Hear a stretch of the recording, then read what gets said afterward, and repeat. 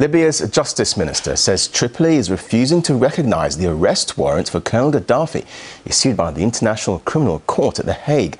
Gaddafi and his closest allies are accused of ordering war crimes to be carried out against their own people. But Tripoli says the actions by the ICC are just a cover for continued NATO bombings.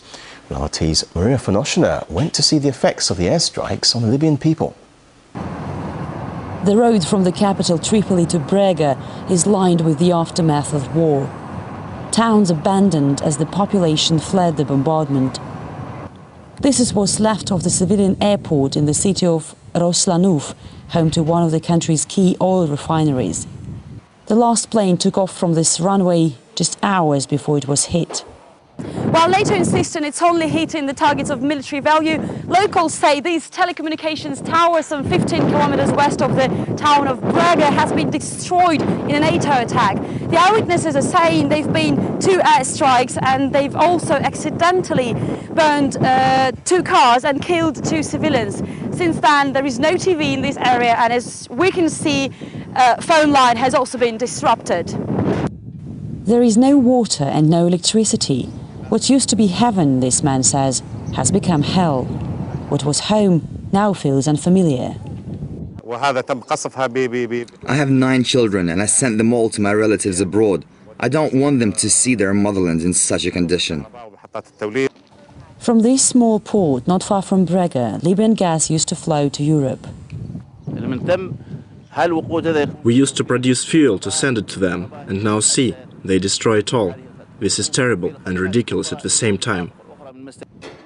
The closer you get to the front line, the more you feel it.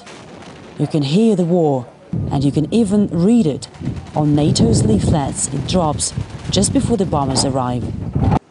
This one says, as you can see, there is a sign here in Arabic that NATO is here in Libya to enforce an on-fly zone over the country to protect civilians. On the other side, there is another sign also in Arabic saying that NATO can attack any place at any time.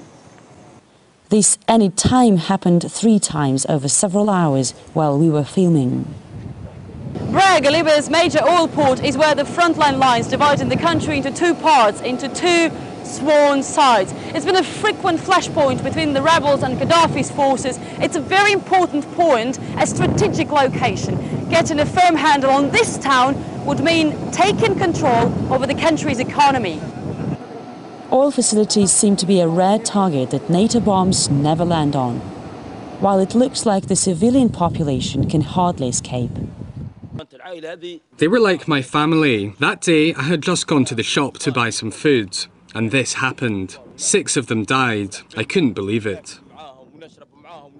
And this used to be a restaurant for oil company staff, where friends gathered after work. We were eating with my colleagues, then there was a boom. We knew what that was, we ran. We tried to help those who were trapped. Then the helicopters came too, and started to shoot to us, as if they didn't want us to save our friends. From one street to another, the stories are repeated. We can solve our problem alone. We don't need any interference. Why NATO? Every morning, every day they bombing and they killed our civilians. Let the NATO go away from this country. This is from Libya. While those voices become more and more frequent, it's the sound of exploding bombs and warplanes that drowns them out.